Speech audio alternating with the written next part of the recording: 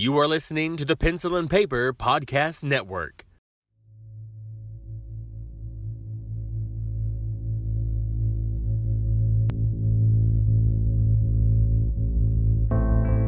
You're listening to the Horror Ramblings Podcast, the show about all things horror. We hope you enjoy the show.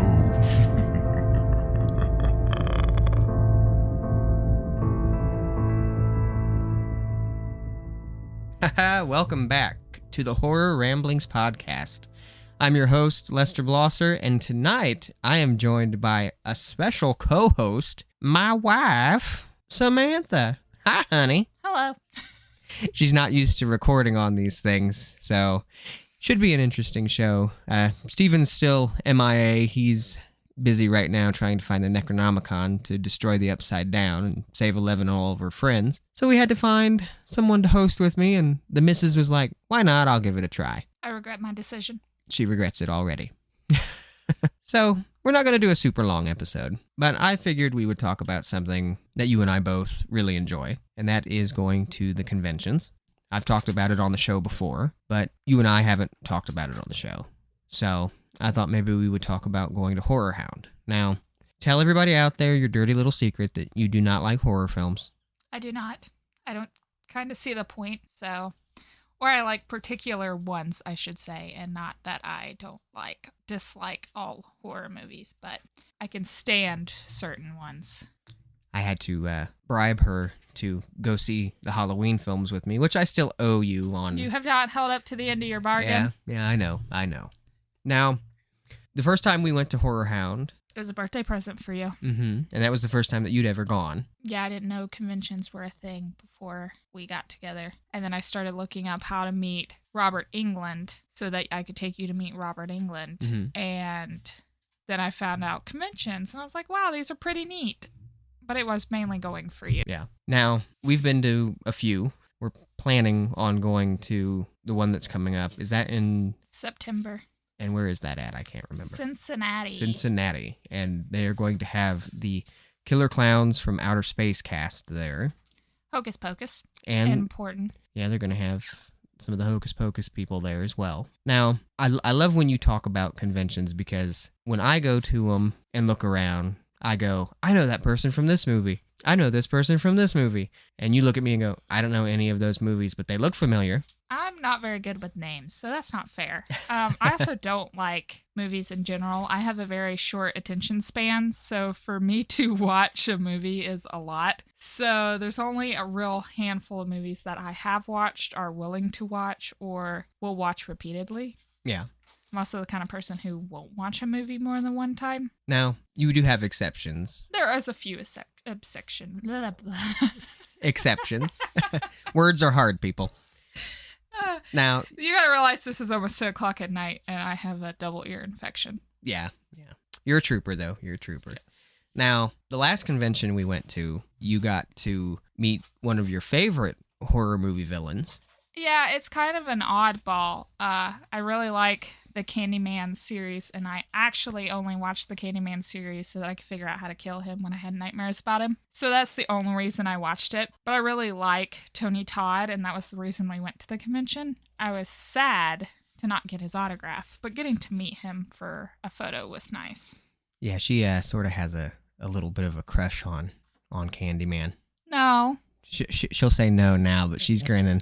I know. My crush was on Michael Myers because he's Michael Myers. You just want to know what he does with that knife, don't you? No.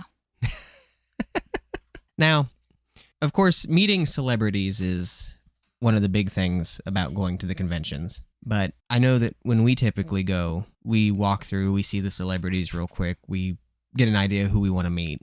Well, and we also take our kids, so it's not a standard convention or a standard way that some people may go to conventions because we try to incorporate our kids into a lot of things that we do. Which, in all honesty, too, I think they do an awesome job with the kids. Yes, I think my favorite was John Carroll Lynch and will forever be my favorite. Robert Englund is like second, but I really like John Carroll Lynch. So I will say they do a really good job with incorporating the kids, and it has started to get a liking among our kids. Yeah. I can definitely agree with that. I know little man, he doesn't know yet that we're planning to go to the convention with the killer clowns, but he loves killer clowns from outer space. And they're going to be doing costumes. Yes, a photo op with costumes. Now, the whole reason I wanted to even talk about this, because I've talked about the conventions on other episodes, the whole reason I wanted to do this one, though, was to tell the people out there listening, if they ever get the chance to go to a convention, if they haven't before, is definitely something that's worthwhile, especially if they have a significant other who doesn't necessarily like horror movies. You don't necessarily like horror movies, but you do enjoy the conventions. You like meeting the celebrities and things like that, right? Well, I like that, especially with HorrorHound, that we go to pretty regularly. I like that it's not just based in scary movies. So this year they have Hocus Pocus, which is more of a Halloween movie, not so much as a scary movie. Yeah.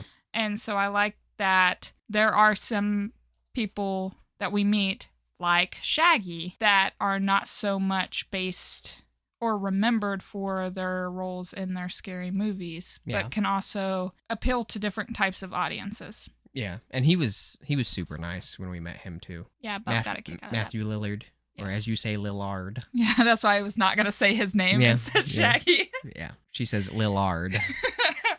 But he was super nice. I think a lot of the celebrities that we've met at conventions have been super nice. There's been some that have not been as forthcoming with us when we go, but you got to think that the stress to do a convention on them is a lot compared to what it is for us to just go and, stand in line and see them. Well, that's like one of the first conventions that I went to. This is way, way before I met you. I went with a buddy of mine, Jeremy. And we love Jeremy. Yes. And we met the gentleman from a movie called Prometheus, who played one of the giant aliens. Super tall guy. He was in a really bad mood, and I was wondering why he was in a bad mood. Well, come to find out, he lived in like the United Kingdom or something, and he flied coach all the way here. And this like almost 8-foot tall guy in coach on a plane away from his family.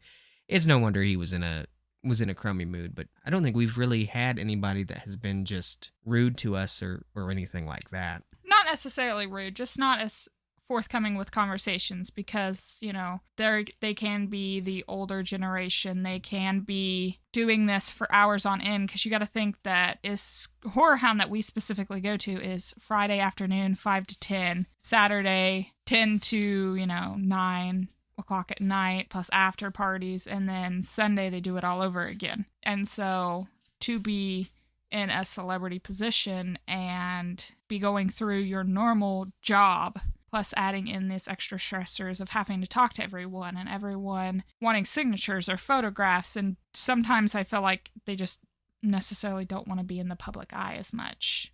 Yeah. And, speaking of like the after parties and stuff, a lot of these celebrities, I know they are obligated to go. It's in the contract for when they go to the convention and whatnot. So a lot of the time, I'm sure these people are excessively tired and just ready for a break. And, you have to put on a show, because there's a lot of celebrities that who they are when they're performing or, out in the public is not who they are behind closed doors. And I'm sure a lot of them at the end of the night just go to their hotel room and just fall into bed and go, do I really have to get up in the morning and keep doing this? Well, and it's hard when you're more of the more popular celebrities that go. Like when we met Robert Englund, there is such a rigmarole to get to meet Robert Englund, and how many signatures he signs in a day, how many panels he goes to, how many photo ops he goes to. That can take a toll on your body no matter how old you are. Yeah. But the good thing is that conventions we don't necessarily just go for the celebrities or the photo ops. We go for the vendors, for the community that you get to meet there, because it's all encompassing. Yeah. And that was the thing I was going to get into as well, because the reason I wanted to do something like this, the reason I wanted to talk about the conventions again was to bring up that whole aspect of it. If you're a fan of even just the creative community, they're fun to go to for the simple fact that the vendors, I think that's where we spend most of our time. You know, we meet the celebrities, and then next thing you know, we're going past what we said we were going to spend. Like, oh, we can spend a little more. Yes, always save money to go to conventions, because if not, you're going to really feel like you've overspent by the time you're done there. But a good thing, I think, with conventions, and I can only speak from HorrorHound, but one of the things that I have enjoyed in HorrorHound is I am an avid reader, and I love to read, and I will read pretty much any genre, and you get a lot of authors that are there that are not the mainstream authors, which, you know, the mainstream authors are great to meet, but when you get to meet these, you know, not so famous one-on-one, I've gotten authors who's asked me to email after reading their books, like, hey, email me, tell me what you think, what you would change, because they're more forthcoming with having a dialogue, and they realize that, you know, not everything is perfect, and they have to make changes and adjust to this stuff. Yeah, and along with, you know, getting into the more indie writers and things like that, you get a lot of indie filmmakers, you know, at the conventions. You also get a lot of podcasts like this, or, you know, filmmakers, maybe not actors, but filmmakers, and everything that they're not mainstream. They're not, you know, broadcast everywhere. And you meet these people and you realize, you know, these people are extremely talented, and they're taking the time to be more personal with people. And yeah, I know a lot of that is because they're not the big mainstream people, so they have that extra time to communicate a little bit more. But I mean, even some of the bigger celebrities there, you know, Robert Englund, just as an example, you know, you have to get a ticket to stand in line. And even if you stand in line, you might not get his autograph that day. And it's not just because he's as famous as he is. You know, a lot of it is he takes a lot of time to sit and talk to his fans. I mean, he makes you feel important to him. And I think that's kind of, to me, that is what makes the convention so much fun. You feel a sense of community. Yeah, and you got to put yourself out there, even if you aren't so mainstream. You have to start somewhere. And then I think it also forces the more mainstream actors to go back to why they do this. Because when you're meeting your fan base in such a large audience that these conventions are, you got to realize, you know, that's what you're doing this for. That's why you do the job you do. And sometimes that gets lost in translation when you're on the screen all the time. You're not getting to do these one-on-ones that they do at the convention. Yeah, and speaking of being on screen and everything, that's another thing that you and I haven't gotten too much into at the conventions, but HorrorHound does a film festival as well. A lot of amateur filmmakers go out and they broadcast their films on HorrorHound, and that gets them some attention. Sometimes some of the bigger names, you know, will go and watch the films. I know that the next HorrorHound that we're going to is actually going to be filming a documentary. I'm not going to get into all the details about that, but they're filming a documentary that I know about. A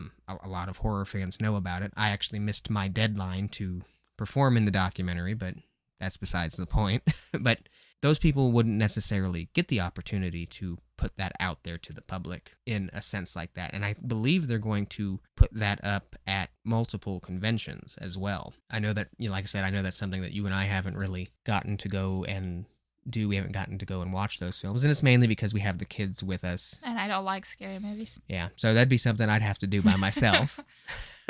But with the subject of the conventions, what would you say to people listening who have kind of been on the fence about it or don't really know about conventions? You know, I know you like them. You'd probably tell people to go, but what kind of advice would you give to people who are kind of on the fence about it? You should always give it a shot. And they're not expensive tickets. I mean, you can get the more expensive VIP tickets that will get you more. But for a weekend pass, you can get a weekend pass for like $60, which is not bad to go and have the opportunity to meet who you can meet.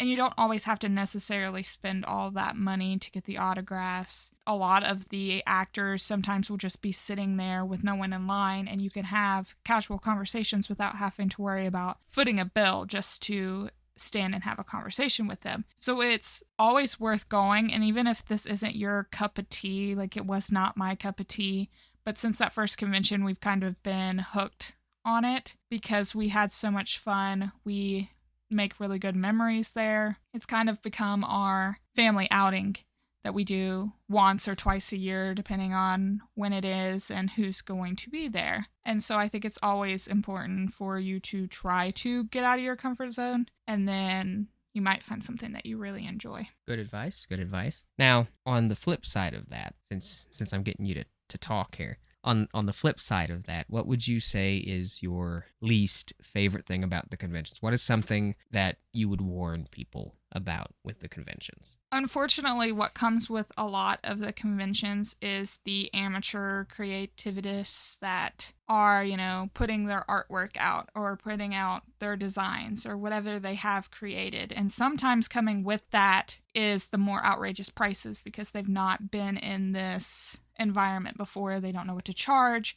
And so I think on the flip side, the worst part about conventions is sometimes the vendors and the prices that they can charge for items. You get some really decent ones, and then you get the really expensive ones. And while they may be cool to look at, you're thinking, wow, I don't know if I want to pay $100 for this little statue that I could probably find on Amazon. And it's just because they don't know really, we go back to this amateurs and not really knowing. But I think that's the downside to the conventions, is because sometimes the prices in the convention themselves can be outrageous, and you're not fully prepared for that when you walk in.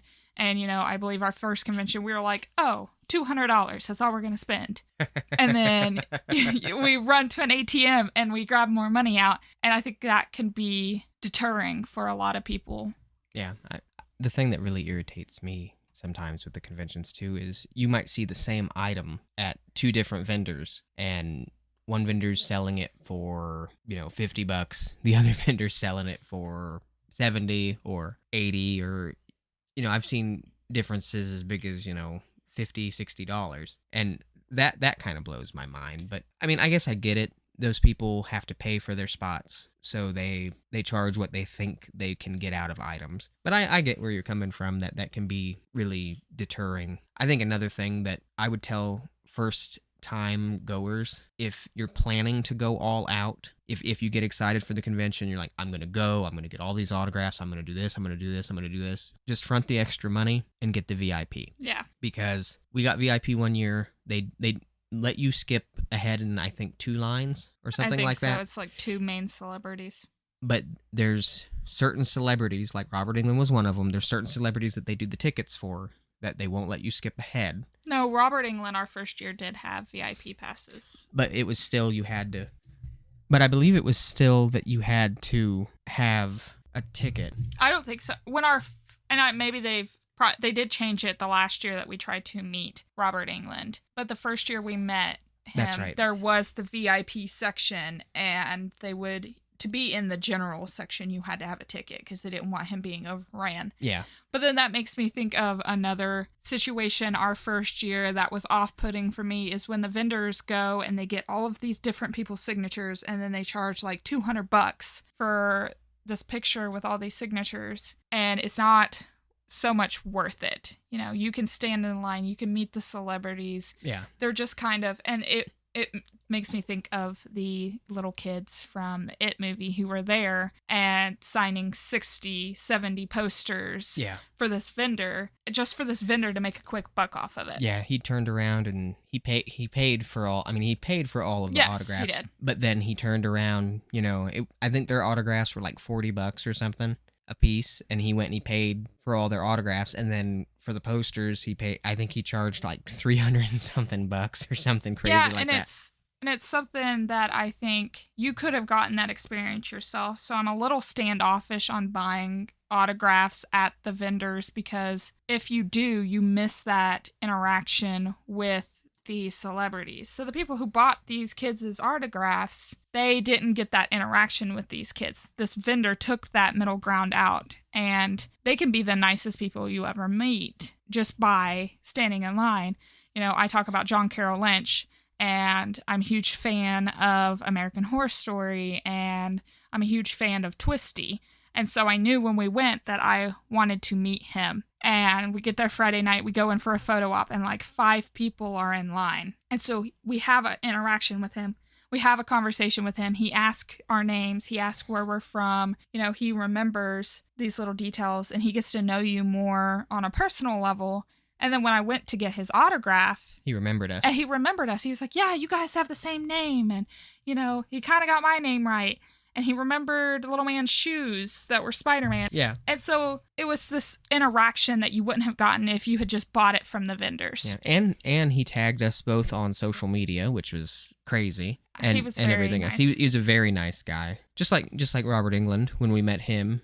You know, his autographs are $100. $100 a piece, and a lot of people will be like, "Oh, that's just him being greedy." Well, that's not him being greedy. That's he has an entire entourage that takes care of him, and that kind of gets everybody paid. So, Yeah. you know, there's reasons for that. And a lot of the times at these conventions, some of what the celebrities make goes back to the convention.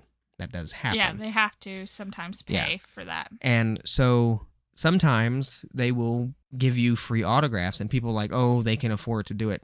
A lot of the time, they don't let people know. They keep tabs on that. You know, Robert Englund gave Little Man a free autograph. You know, he was like, I don't get to give kids autographs hardly ever. Signed it for him, talked to him. John Carroll Lynch gave us a free picture because they normally charge for the pictures. When we met Shaggy, as you put it, you know, Matthew Lillard.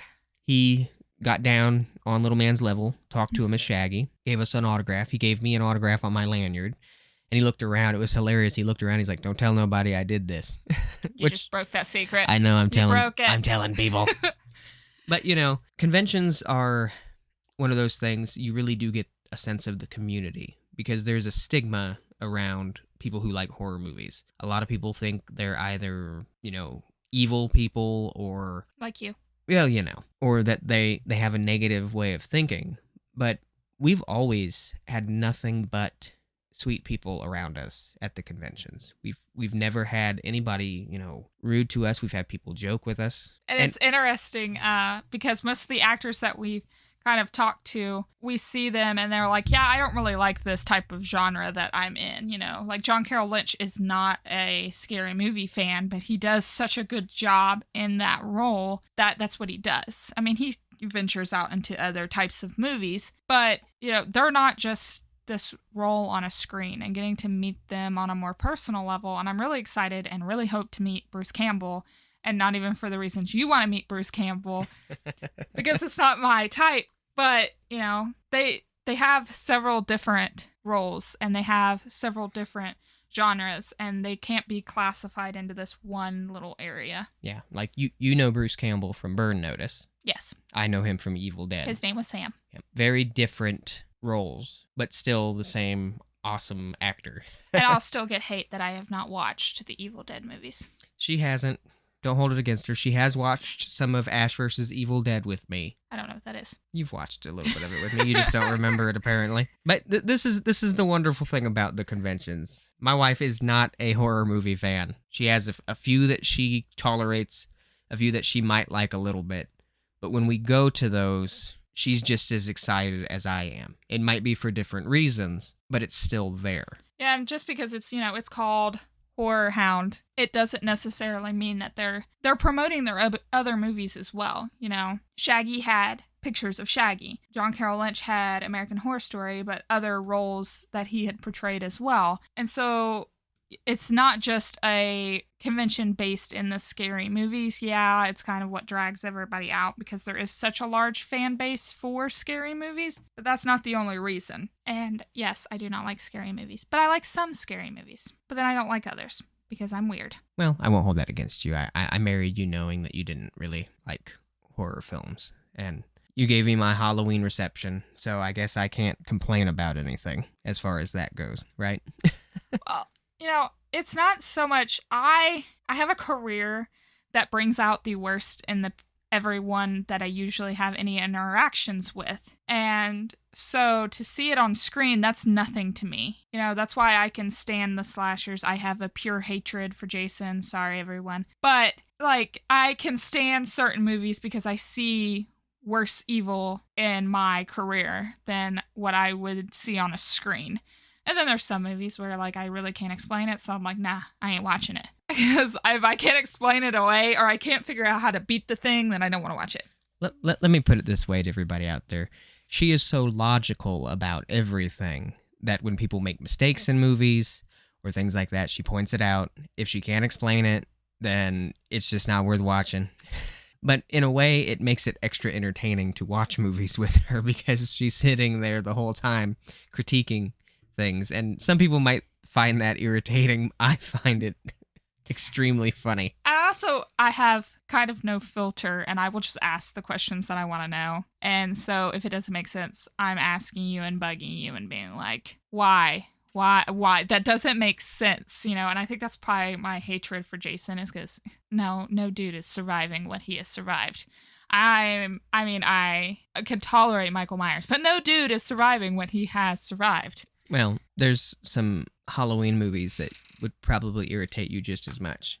So, but before I get into the closing stuff here, because I thought we'd do a short episode tonight, before I get into any of that, is there anything else you would say maybe to people going to visit the conventions? Take a chance and don't get caught in the ebb and flow of the vendors. While they're great to look at, you can find that stuff in different situations, so you don't have to worry about, I have to spend all my money right now. I have to buy this item because I'm never going to see it again, because that's not always the case. So don't get so caught up in the excitement, which is probably our issue with money, is that we get caught up in the excitement. So I'm speaking from experience. Like, don't get caught up in it, but enjoy it, because while, it may not be your cup of tea, it can turn out to be such a really fun experience, and it can turn out to be a friendship, trip that you go with your friends every year, or it can turn into our family trips. And to incorporate our kids into this, I think helps open their minds up to the whole scary movie franchise a lot easier than my mind was opened up to it. I was forced to watch scary movies. I didn't have a choice.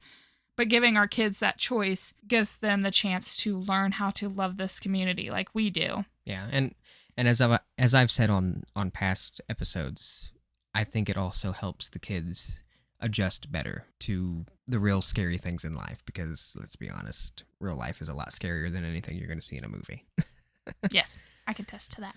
But with that, guys, I'm going to close out the show. So let us know how you felt about what we talked about tonight. You can get a hold of us on Twitter at HorrorRamblings. If you've got more to say than just a tweet, you can always send us an email at horrorramblings@gmail.com. If you love social media, then follow us on Facebook, join our Facebook group, hang out with fellow horror fans like yourself. You can even find us on Instagram, where you can see an assortment of horror images. If you want to say nice things about the show, why not just head over to Apple Podcast app and leave us a 5-star review. Get to express your feelings and help the show grow at the same time. You can also do this very same thing on Spotify if you would like to. Of course, you have to listen to a little bit of the show in order to do that, so if you can put up with us, long enough to get the option to answer some questions or review the show, we would really appreciate that, guys. Most importantly, make sure you tell your fellow horror fiends to search for Horror Ramblings on their preferred podcast platform. If we're not there yet, we're working on it. If nothing else, keep up with any and all things at pencilpaperproductions.com/horror-ramblings. Links are in the show notes for your convenience. And remember, guys, stay spooky out there.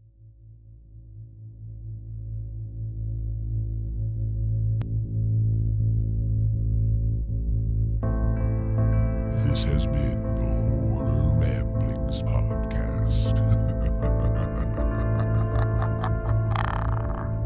Join us next time for even more.